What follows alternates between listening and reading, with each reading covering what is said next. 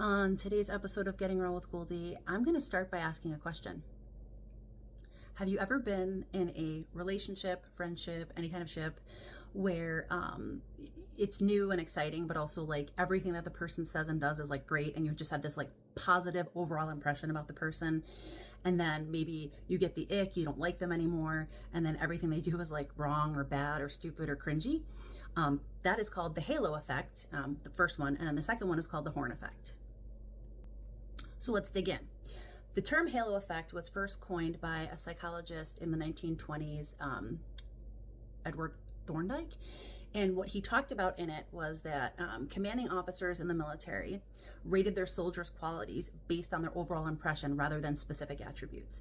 And so this is something that kind of happens. It's a confirmation bias thing. So like at the workplace, a manager might rate an employee's performance better because they like that person and they're more enthusiastic even if their work sucks. Consumers might buy products that they have good experiences with, even if there's other stuff that might be better, which is great. And then in education, teachers have favorites, teacher's pet, right? You've heard of that before. That's a real thing, right? So we tend to think about things more favorably when we like the person and we have an overall good opinion about them. And then on the flip side is the horn effect, where it's a negative impression based on or negative judgments based on individual traits. So like somebody might be perceived as rude, or they might be judged incompetent or unworthy of things because there's a negative opinion about them. And so, right, how this applies to our relationships, the halo effect can lead to biased judgments and poor decision making. So, right, when you're first dating somebody and you literally ignore that they're a walking red flag, a crimson flag on fire, because like, oh, well, I like that person, so they must be good. Right?